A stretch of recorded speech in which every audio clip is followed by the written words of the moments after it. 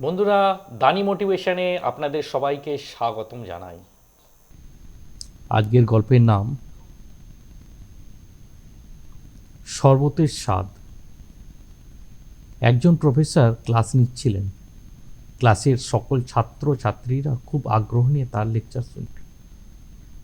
তার করা প্রশ্নে উত্তর দিচ্ছিল, কিন্তু এই ছাত্রদের মধ্যে ক্লাসে একজন ছাত্র ছিল যে চুপচাপ বসেছিল।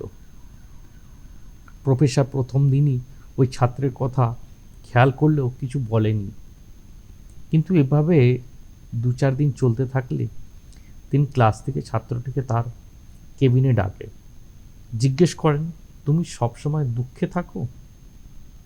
তুমি একা একা ক্লাসে চুপচাপ বসে থাকো, এমন কি লেকচারের সময় মনোযোগ দাও না? ব্যাপারটা কি? কিছু সমস্যা আছে? ছাত্রটি দ্বিধাগ্রস্ত হয়ে বলল, আমার অতীতে এমন কিছু ঘটেছে যার কারণে আমি অস্থির হয়ে আছি, কি করব বুঝতে পারছি না। প্রফেসর একজন খুব ভালো ব্যক্তি ছিলেন। সন্ধ্যায় ওই ছাত্রকে নিজের বাড়িতে ডেকে নেন। ছাত্রটি অধ্যাপকের বাড়িতে পৌঁছালে অধ্যাপক তাকে ভেতরে ডেকে নিয়ে তারপরে নিজের রান্নাঘরে গিয়ে লেবুর শরবত তৈরি করেন। সে ইচ্ছা করেই সেই শরবতের মধ্যে লবণটা বেশি মেশান। তারপর রান্নাঘর থেকে বেরিয়ে এসে ছাত্রকে 1 গ্লাস লেবুর শরবত দিয়ে বললেন, এ নাও, এটা খাও।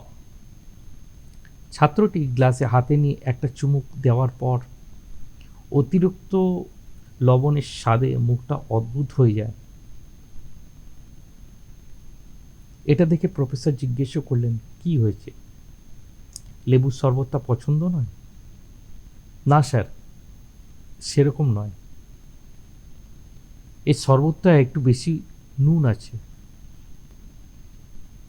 তখন স্যার বললেন, তোমার গ্লাসটা নিয়ে এসো, আমি ফেলে দিই।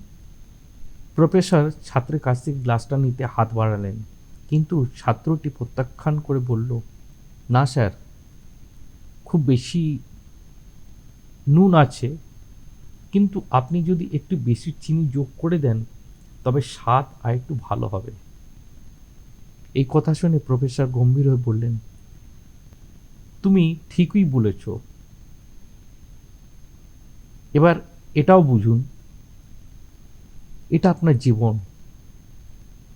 এতে আরো লবণ মেশানো আপনার অতীতে খারাপ অভিজ্ঞতা। যেমন শরবতটার থেকে বেশি নুনটা বের করা যায়নি, তেমনি সেই খারাপ অভিজ্ঞতাগুলোকে জীবন থেকে আলাদা করা যায় না। সেই খারাপ অভিজ্ঞতাগুলো জীবনে একটা অংশ, কিন্তু আমরা যেমন চিনি গলিয়ে লেবুর স্বাদ, শরবতের স্বাদটা পরিবর্তন করতে পারি, তেমনি খারাপ অভিজ্ঞতার স্বাদও পরিবর্তন করতে পারি। ভুলতে হলে জীবনের মাধুর্য যোগাতে হবে। তাই আমি চাই তুমি এখন তোমার জীবনে মাধুর্য যোগ করো। ছাত্র অধ্যাপকের কথা বুঝতে পারলেন এবং সিদ্ধান্ত নিলেন যে তিনি এখন অতীতের দ্বারা বিরক্ত হবে না।